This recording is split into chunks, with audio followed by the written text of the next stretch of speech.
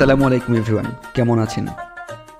গ্রামে বেড়ে ওঠা প্রতিটি মানুষের মনে পড়ে দাদার হাত ধরে বা কাঁধে উঠে জিলাপি কিনতে গ্রামের হাটে যাওয়ার কথা।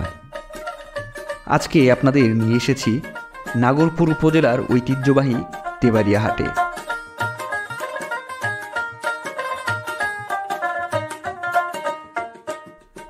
নাগরপুর উপজেলার সলিমাবাদ ইউনিয়নের তেবাড়িয়া গ্রামে এই হাটটি লেগে থাকে। নিত্য প্রয়োজনীয় জিনিসপত্র থেকে শুরু করে হাঁস, মুরগি, গরু, ছাগল সব কিছুই পাওয়া যায় এখানে।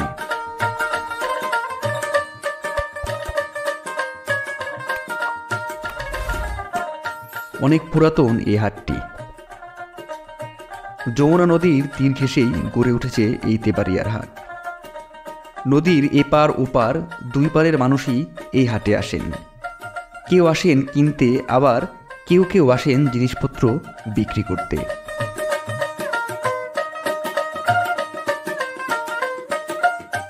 প্রতি সপ্তাহে দুদিন, মঙ্গলবার ও শুক্রবার করে বসে এই হাট।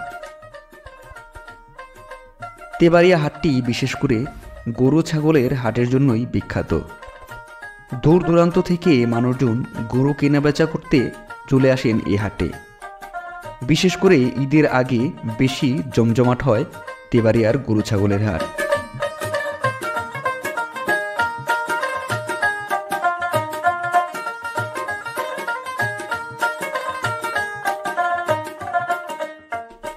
সাপ্তাহিক হাটে এলাকার মানুষ তাদের নিত্য প্রয়োজনীয় জিনিসপত্র কেনার জন্য ভিড় জমায় এখানে। অনেকে বাড়ির চাউল বিক্রি করে কাঁচা বাজার করে ঘরে ফেরে।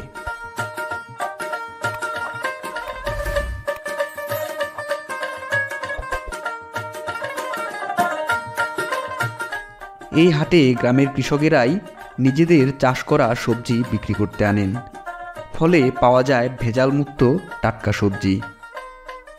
খোলা মাঠে হাট বসায়, দেখতেও লাগে চমৎকার।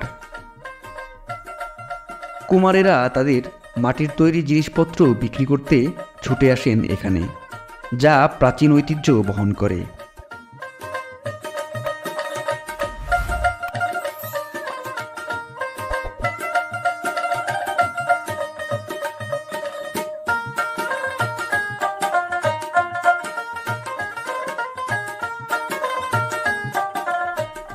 কৃষকের ধান তোলার জন্য বাঁশের তৈরি ডোল থেকে শুরু করে মাচার বেড়াও পাওয়া যায় এখানে।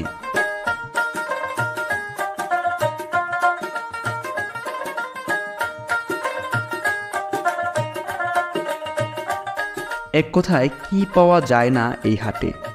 বিভিন্ন ধরনের মশলা থেকে শুরু করে পান, সুপারি, চুন নিয়ে বসে থাকে বিক্রেতা।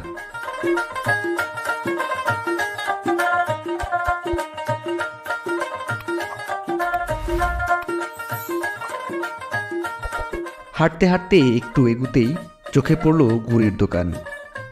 খেজুর গুড়, কুসুল গুড় সব জায়গায় পাওয়া গেলেও দৃষ্টি কেড়ে নিল ছোট ছোট করে বানানো এই কুসুল গুড়গুলো। হাট থেকে বের হওয়ার পথেই বাঁশের তৈরি কুলা চালন সহ নানান রকমের জিনিসপত্র নিয়ে বসে আছে কারিগর। অপর পাশেই দেখা যায় নারিকেল কাঠির ঝাড়ু বিক্রি চলছে।